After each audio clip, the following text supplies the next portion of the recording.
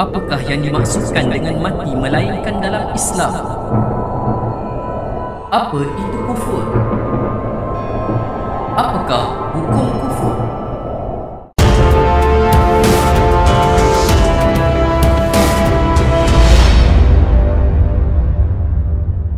A'udzu billahi minasyaitonir rajim. Bismillahirrahmanirrahim. Assalamualaikum warahmatullahi wabarakatuh.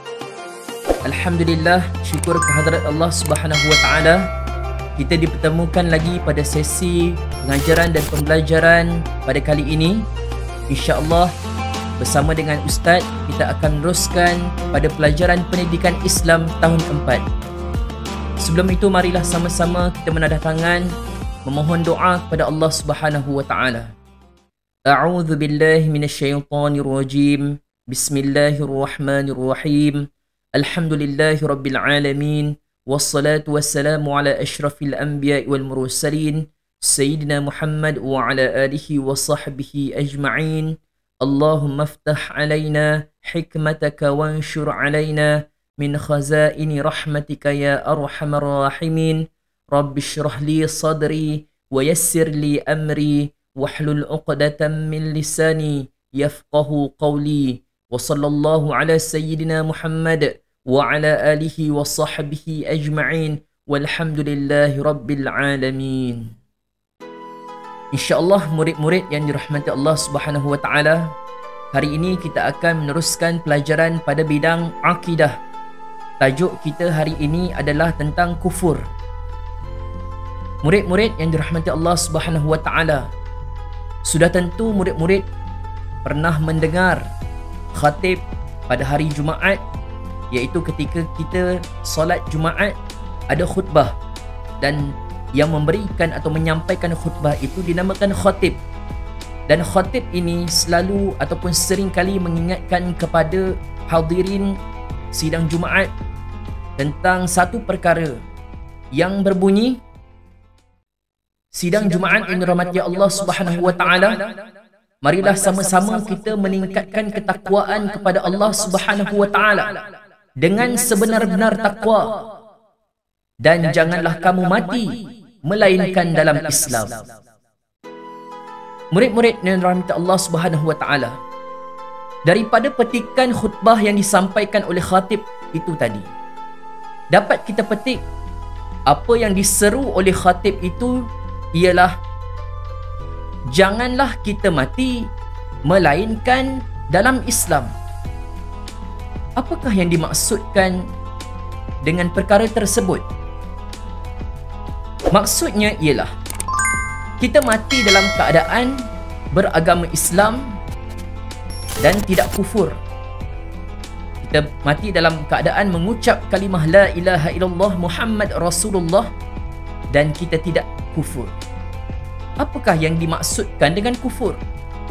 Kufur bermaksud tidak percaya atau tidak beriman kepada Allah Subhanahu wa taala dan Nabi Muhammad sallallahu alaihi wasallam.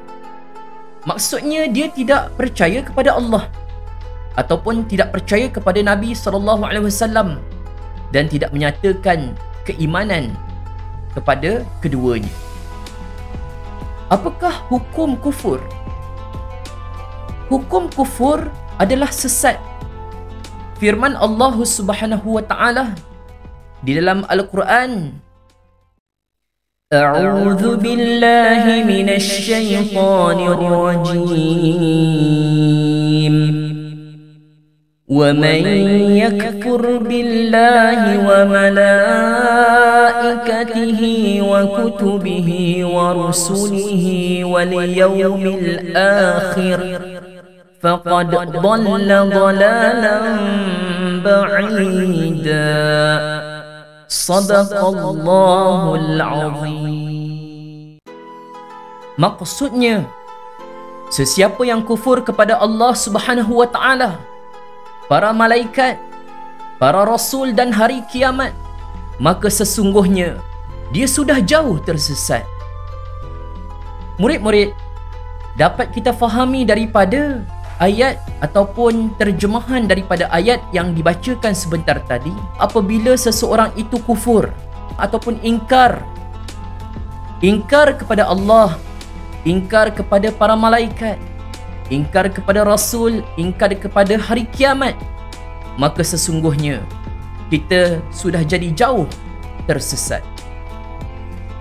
Murid-murid yang dirahmati Allah Subhanahu wa taala, kita hendaklah beriman dan mempercayai Allah Subhanahu wa taala dengan sepenuh hati kita, agar kita tidak termasuk dalam golongan orang yang mengingkari Allah Subhanahu wa taala ataupun kufur kepada Allah Subhanahu wa taala. Kufur ini terbahagi kepada dua. Yang pertama ialah kufur i'tiqad, dan yang kedua ialah kufur amalan. Kufur i'tiqad bermaksud menolak dan menafikan ajaran Islam yang dibawa oleh Nabi Muhammad sallallahu alaihi wasallam. Contohnya ialah kita tidak mempercayai kenabian Nabi Muhammad sallallahu alaihi wasallam.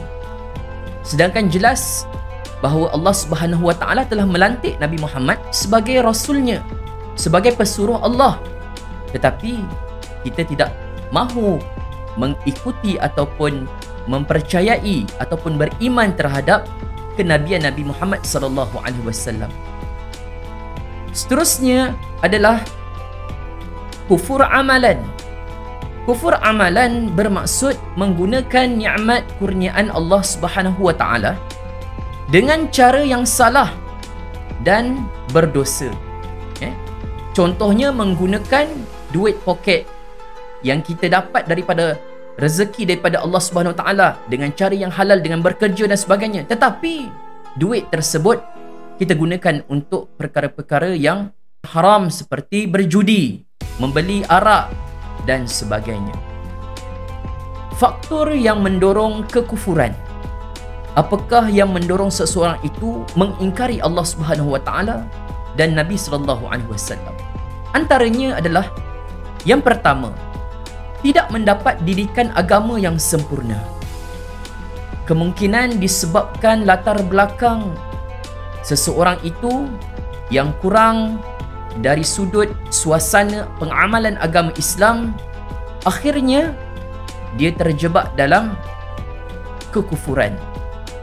Seterusnya, menuruti hawa nafsu, disebabkan mengagungkan nafsu dalam diri dan lupa untuk menggunakan akal yang diberikan oleh Allah Subhanahu wa taala, akhirnya dia telah mengingkari Allah Subhanahu wa taala dan Nabi sallallahu alaihi wasallam. Ketiga, lemah pegangan agama dalam kehidupan. Seseorang itu mungkin ada, yakni kepercayaan kepada agama itu ada, tetapi disebabkan lemah iman seseorang itu, maka mudahnya dia terpengaruh dengan sesuatu yang menyebabkan ataupun mencampakkan dirinya ke dalam kekufuran. Keempat, terpedaya dengan pujukan dan kesenangan dunia.